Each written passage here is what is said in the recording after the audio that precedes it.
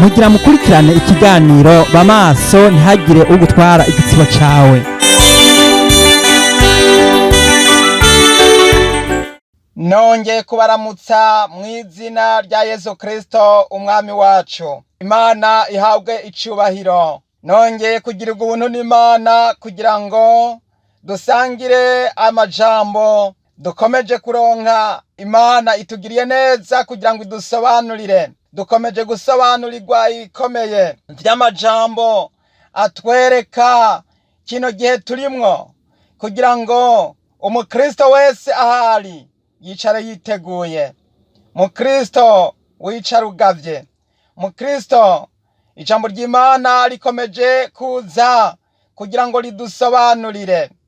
Nuko rero ukomeze gutega amatwi wumve, kuko Imana iragomba yuko abakristo bose aho bari mu mfuruka zine z'isi basobanukirwa uburyarya n'uburiganya bwa wa murwanizi buriko burakorwa hirya no hino munsi y'ijuru.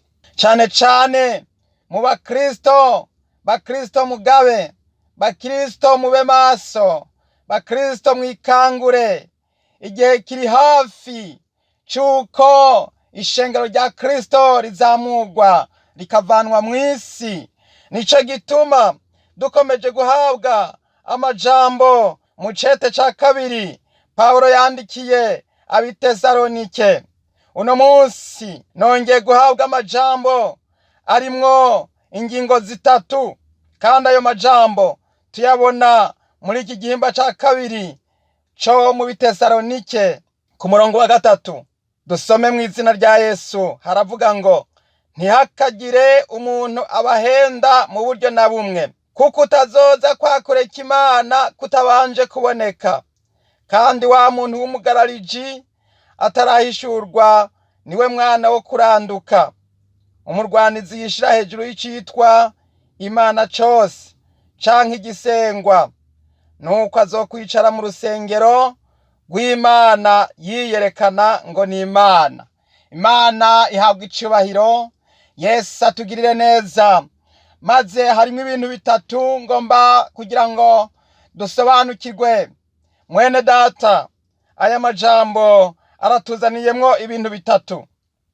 Muri ibi bintu bitatu bigaragaza ibimenyetso vyerekana iki gihe turimwo.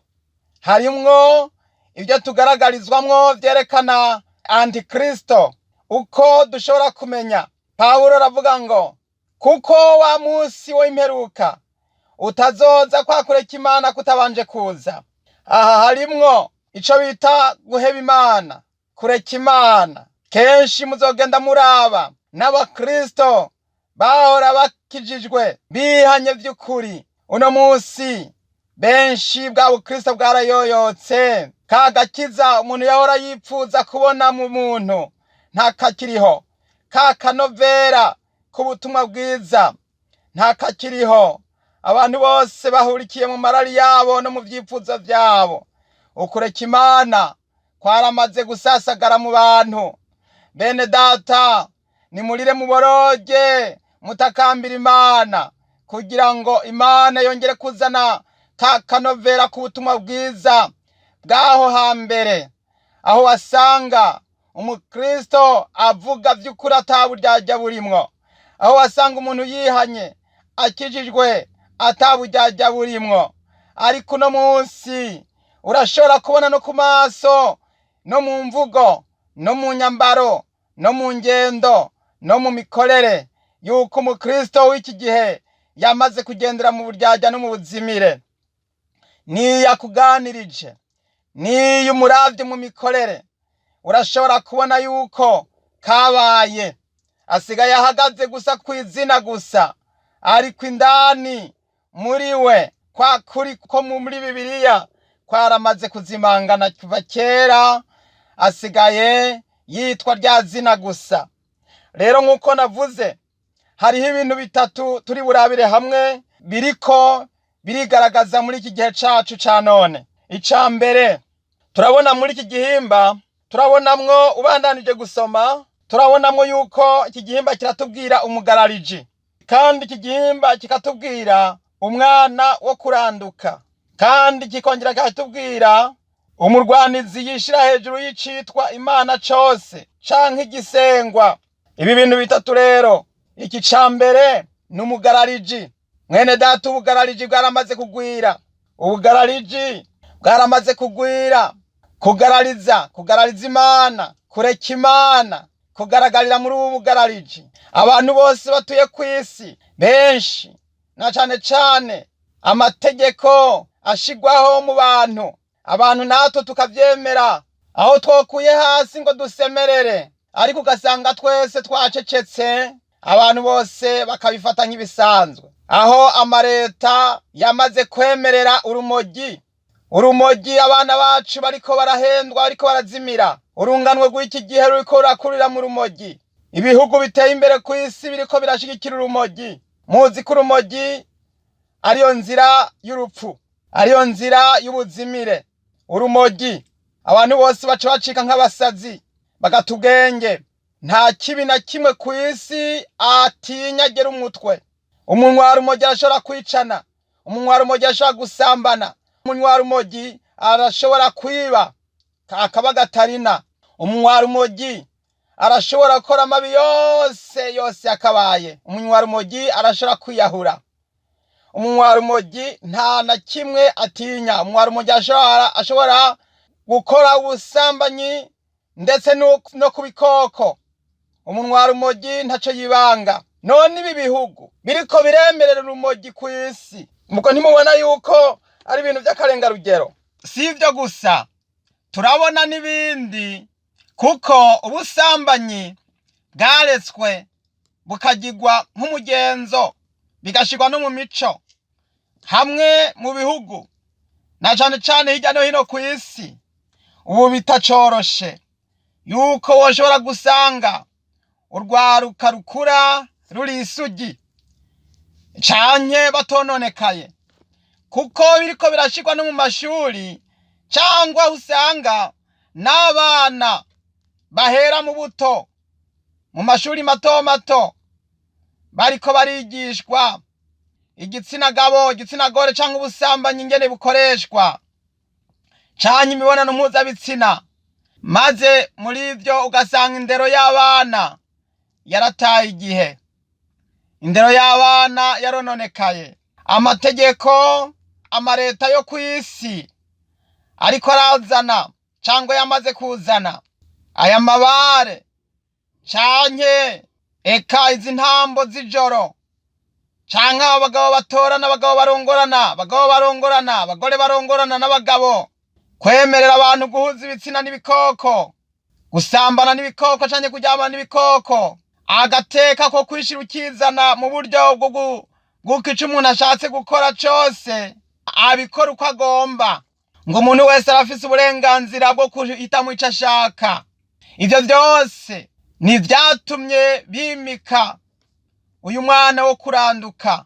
Isi ibayeho itagira amategeko, kandi baravyiga no mu ntama nshingamateka, bakavyiga mu mareta no mu bihugu, maze bakavuga ngo batoye amategeko.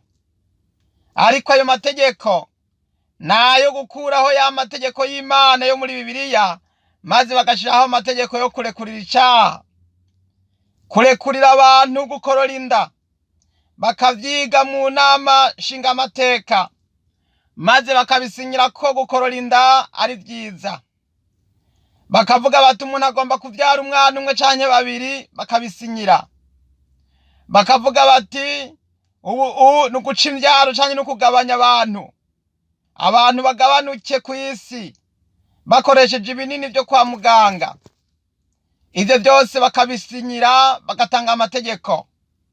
Bakiga amategeko yuko umuntu ashobora kwiyahura anyoye imiti muganga akayimwandikira kubera ko ingwara yiwe yamusinzikaje, canke yuko ubusaza bwiwe bumurembeje. Batuwaremerewe yuko bamuha umuti wo kumusinziriza agapfa yipfiriye neza, atiriwe arahangayika ngo agore abantu. Ayo amategeko yo kwikonesha canke guca imvyaro canke kubaho umuntu atakivyara, haba mu bagore canke mu bagabo. Ivyo vyose ntivyamaze konona isi. Ubu nibwo bugarariji bwamaze kwibasira abantu. Niyo si tugezemwo uno musi. Mukristo ugabe, kuko ngivyo ibimenyetso simusiga bigaragaza yuko turi muri ca gihe co kureka Imana. Rero ndaje nkubwire ibijanye n'uyu mwana wo kuranduka. Imana ihabwa icubahiro. Reka tuje ku ngingo ya kabiri. Ica kabiri nk'uko twabibonye kiravuga ngo umwana wo kuranduka. Uyu mwana wo kuranduka bimaze kugaragara neza yuko nk'uko abisi bamaze kugarariza n'abanyamadini nabo nyene baza baramaze kugarariza.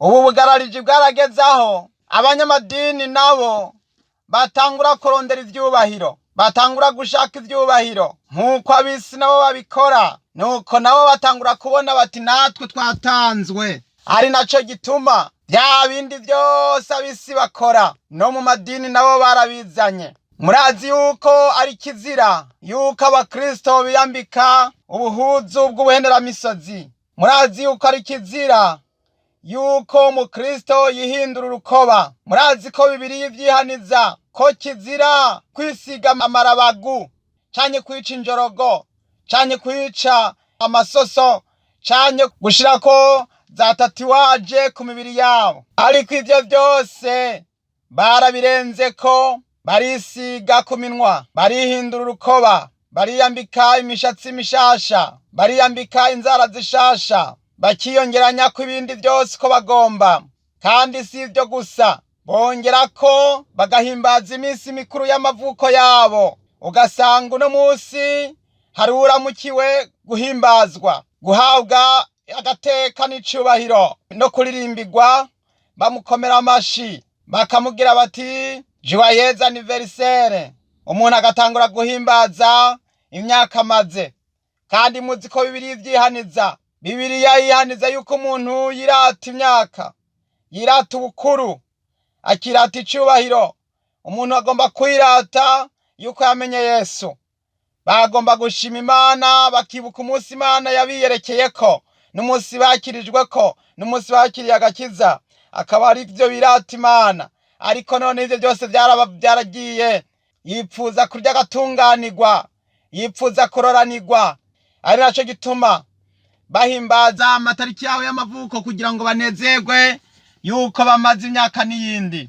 Ariko bakibagira yuko Bibiliya itavyemera. None rero barakomeza bagahimbaza iminsi mikuru amahanga ahimbaza, iminsi mikuru y'abapagani, iminsi mikuru ya Noheli. Iminsi yitwa Noheli. Noheli tuzi neza yuko ari ikintu kitabaho muri Bibiliya. Kandi bakemera ko zirya tariki 25 ko arizo Yesu Kristo yavukiyeko, kandi atana hamwe babibonye muri Bibiliya. Ivyo vyose babirengako. Basi rero nuko ikibabaje nuko bahitanye na ya minsi mikuru y'abisi bakayizana mu rusengero. Ugasanga bariko barahimbaza umunsi mukuru w'abakenyezi ku isi, aho amareta yizihiza iminsi mikuru y'abakenyezi. No mu rusengero naho ugasanga bashajije uwo munsi bariko barahimbaza umukenyezi ku isi. Ugasanga aho amakungu ariko arahimbaza iminsi mikuru y'abagabo, nabo mu rusengero ugasanga uwo munsi nabo bashajije. Umugabo bamuhaye icubahiro mu rusengero, uwo munsi ugasanga niwe avuga ari kijana ngo ni umunsi mukuru wiwe. Bati uno munsi ku isi yose bahimbaje umugabo, bati natwe mu rusengero no munsi nimuze duhimbaza umugabo. Mbere hariho n'abahimbaza bya Saint Valentin, wa munsi mukuru w'urukundo wabubakanye w'abapagani. Hariho n'amadini awuhimbaza. Hariho abahimbaza ibintu vyinshi cane. Ishengero ryarononekaye. Bene data, nimurabe uyu mwana wo kuranduka ingene yinjiye akinjira no mu isengero, ku buryo mu rusengero ubu insengero zisigara insengero za gipagani. Yewe mukozi w'Imana unyumva, nukanure magabo, kuko ibi byose biriko birakorwa mu masengero atari byanditswe muri Bibiliya, ahubwo ni muri ca gihe cyo guhakana Imana. guhakana, ubuhakanyi bwaragwiriye, ba antikristo baragwiriye, amategeko y'Imana barayakuyeho, maze bazana amategeko y'abana b'abantu babariyo bazana bayaha ikibanza. Kandi muzi ko Imana yasemereye ikavuga ati ntukagire izindi mana umbangikanya. Imana iravuga ati icyubahiro canje sinzogiha uwundi. Ati ndohoraho Imana yawe yagukuye mu gihugu cya Egiputa mu nzu y'ubuja, ntukagire izindi mana umbangikanya. None uyu munsi abantu bazana icyubahiro cyabo bakakizana bakakibangikanya n'Imana mu rusengero. Ngivyo ivyo Pawulo yavuze ati nuwiga ibanga ry'umugararizo ririmo rirakora, atariko hariho ubibuza kugeza igihe azokurirwaho. Ndibaza ayo majambo murayafise, murayazi yuko mwe mu Imana igihe zoramukira kuweho, yuko muri ico gihe ariho wamugararije rero nyezina azoca ahishurwa. Tugiye kuraba igice kigira gatatu kitubwira ngo umurwanizi yishira hejuru y'icitwa Imana cose canke igisengwa. Umurwanizi yishira hejuru y'icitwa Imana cose canke igisengwa cose munsi y'ijuru. Basi iyi ngingo tega amatwi wumve.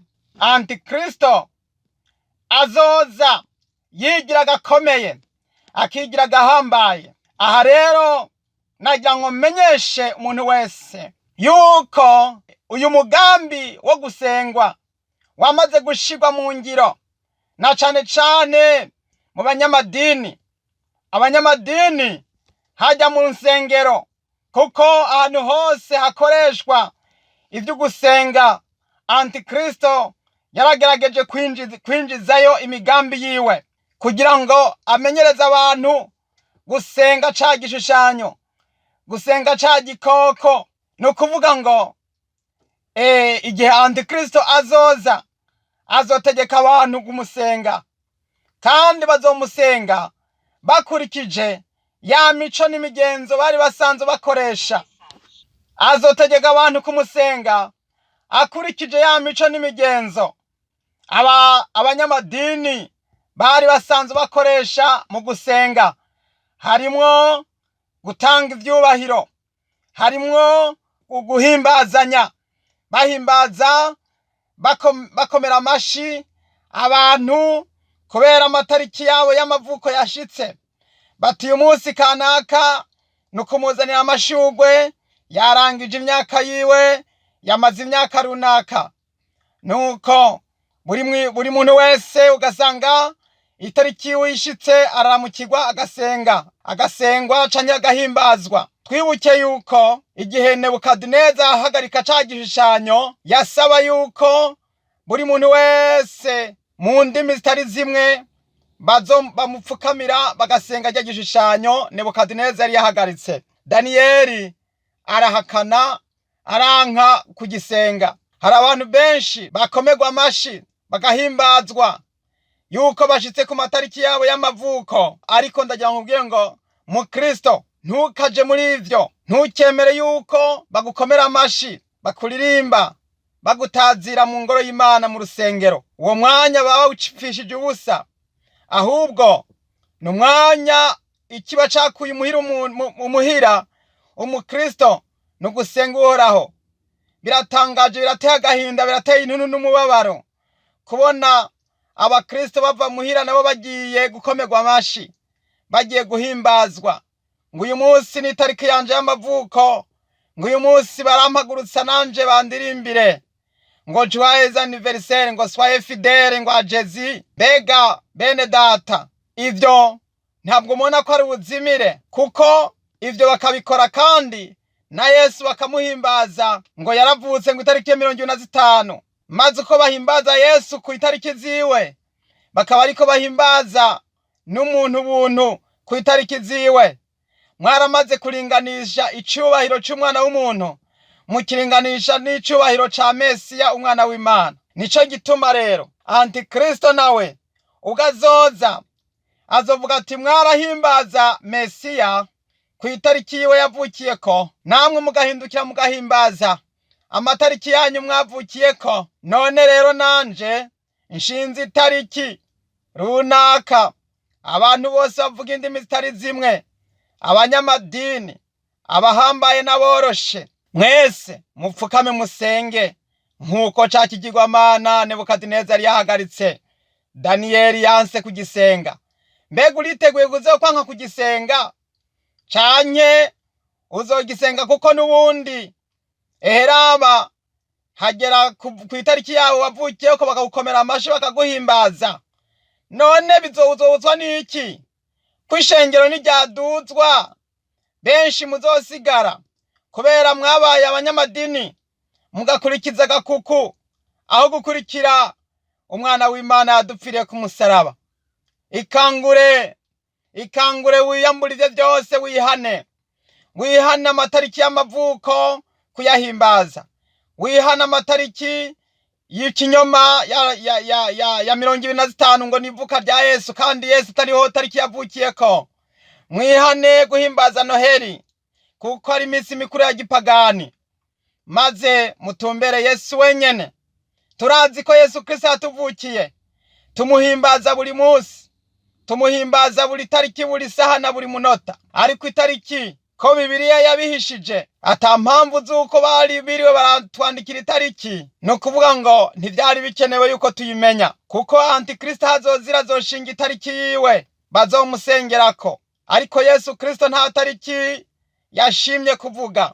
Antikristo azoza ashinga amatariki, utazoyisenga yicwe. Ariko Yesu Kristo asengwa buri munsi. Haleluya! Umwana w'Imana nzima yadupfiriye ku musaraba i Karuvali Golgota, tumusenga buri munsi. Kandi Yesu Kristo yaravutse, yaratuvukiye. Nuko rero natwe dukomeze kumuhimbaza no kumutazira. Rero nico gituma Paulo yavuze ngo iby'ibihe n'iminsi ntimurinda kuvyandikirwa, ngo kuko ubwanyu muzi ko umunsi w'umwami wacu izoza nk'uko igisuma kiza mw'ijoro, ngo aho bazoba bavuga bati hari amahoro nta nkomanzi niho uguhona kuzobaza kugiturumbuka, ngo nk'uko ibise biza kumugora kuri we, kandi ntibazokwikiza na gatoya. Oh, haleluya! Basi rero nagira ndakubwire yuko Antikristo azoza yishira hejuru y'icitwa Imana cose canke igisengwa. Muravuga muti mbega abadasenga bobo canke bamwe bitwa ba ate babahakanyi, ati mbega bo ntibazomusenga? Egome, bazomusenga kuko benshi nubwo bitwa bahakanyi ariko barasenga Antikristo, nk'uko abanyamadini nabo nyene bagira pratique yo gupratika ingene bazomuhimbaza, bariko barahana ivyubahiro hagati yabo n'abandi. N'abahakanyi bamwe bahakana bavuga bati nta Mana bafise basenga, nabo nyene barahimbaza Antikristo. Ngira ndabaha akarorero. Iyo imyaka 4 iheze, isi yose ihimbaza ikigirwamana citwa Olympique, gituruka ku musozi witwa Olympi hariya mu Bugiriki. Ni ikigirwamana cyaba kuri uwo musozi, hanyuma bakaza bagihimbaza uko imyaka 4 iheze. Iyo myaka 4 rero niyo yahavuye bahinduriramwo imikino y'amahwaniro y'ibihugu, maze bikabera kuri uwo musozi wa Olympi mu Bugiriki. None ubu rero ibihugu biteye imbere ku isi bya rutura bigenda vyakira iyo mikino ku isi yose. Hanyuma rero babahakanyi nabo badashoboye kwishikayo babirabira kuri televiziyo. No kuvuga abantu bose ku isi iyo babonye watsinze barakoma amashi, hajya bariko barahimbaza Antikristo. No kuvuga ngo Antikristo bagenda bamuhimbaza mu buryo butandukanye, nubwo arabahakanyi. Abandi bahakanyi ariko bahimbaza Antikristo nubwo bitwa ngo nabahakanyi ngo ntibagira Imana, baja mu migambwe. Muntu uri mu mugambwe umenye yuko iyo hageze amatora ukumva watsinze canke watsinzwe, canke wabona umwansi atari wo mu mugambwe ukumva ntuwo mubi wanyu, no kuvuga kijya n'ikigirwamana.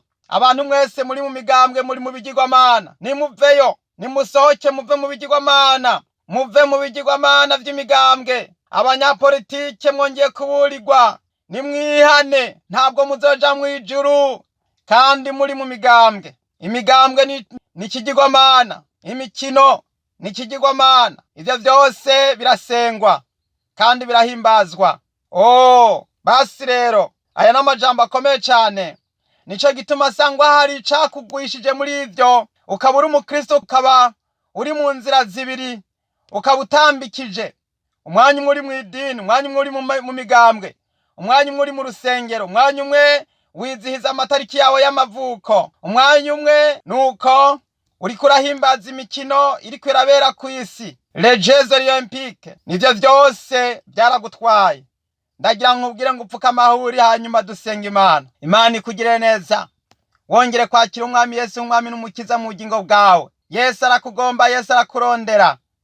Dusenga Imana. Wera Mana yo mwijuru, ijambo ryawe tumaze kumva ko rivuga ngo ivy'ibihe n'iminsi niturinda kuvyandikirwa, birabonekana yuko uri hafi ku rugi. Ndakwinginze kugira ngo uyu mwene data yongere guhinduka, yongere kuba icaremwe gisha, kugira ngo aho uzozira uje kudutora, maze kugira ngo twese tuzobe turi maso twiteguye. N'uyu mwene data azobe yiteguye ari maso, maze ishengero rya Kristo ryicare ryiteguye. Bamwe basenga ibigirwamana mu madini bongere kwihana, bamwe basenga ibigirwamana mu migambwe bongere kwihana, bamwe basenga ibigirwamana mu mikino yo mw'isi bongere kwihana. Mwami w'icubahiro, ndakwinginze kugira ngo imburi yongere gushika kuri uwo wese yumvise iri jambo ryawe. Ndabigushimiye nyakubahwa. Haleluya, haleluya, haleluya. Nuko ndavyambaje nshima nkenguruka mu izina rya Yesu Kristo umwami wacu. Amen. Mwene data, shikama ushira amanga kandi ugira umwete wo kurondera Imana bigishoboka, kuko buca bucana yandi.